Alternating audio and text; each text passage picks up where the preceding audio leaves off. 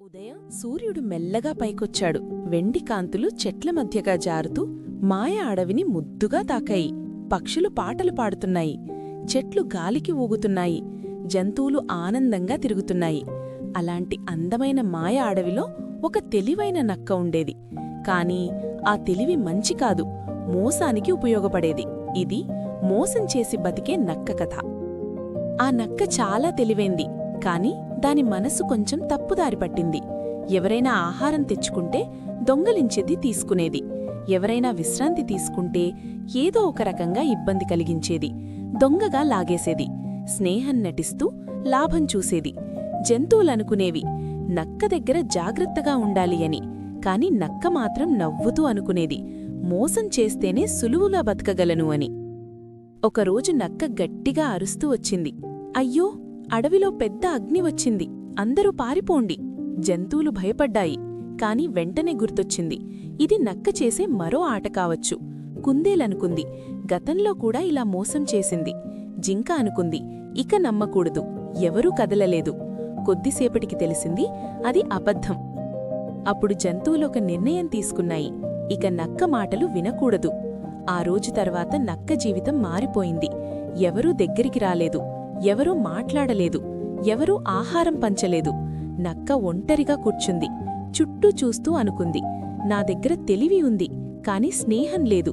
నవ్వించాను, కాని నమ్మకం కోల్పోయాను. నక్క కళ్లల్లో నీళ్లు తిరిగాయి.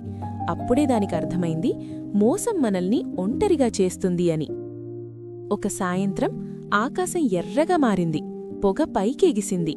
అడవిలో నిజంగానే అగ్ని మొదలైంది. పక్షులు అరుస్తున్నాయి. నక్క గట్టిగా అరిచింది, ఈసారి నిజం, దయచేసి నమ్మండి, పారిపోండి. కాని జంతువులు ఆగిపోయాయి. మళ్ళీ మోసం కావచ్చు అని అనుకున్నారు. నక్క బాధతో అనుకుంది, నా తప్పులే నా నమ్మకాన్ని కోల్పోయేలా చేశాయి. నక్క ఇంకా ఆగలేదు. పరుగెత్తి ఒక చిన్న కుందేలును బయటకు తీసింది. జింకపిల్లని అగ్నిలోనుంచి లాగింది. పక్షుల గూడు కింద పడిపోతోంటే కాపాడింది. మాటలతో కాదు, చర్యలతో చూపించింది. జంతువులు ఆశ్చర్యపోయాయి. నక్క నిజంగా మారింది అని అర్థమైంది. అగ్ని తగ్గాక జంతువులు నక్క దగ్గరకు వచ్చాయి. కుందేలు అన్నది, ముందు నీ మాటలు మోసపోయేలా ఉండేవి.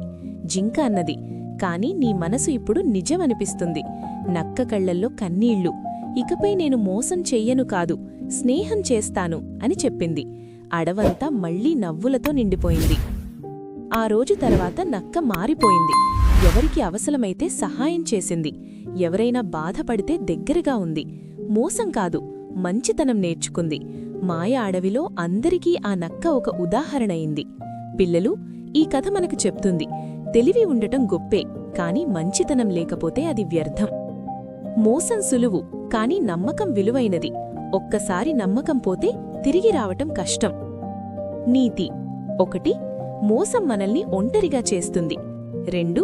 నిజాయితీ మనల్ని దగ్గర చేస్తుంది. 3. మాటల కంటే పనులే గొప్పవి.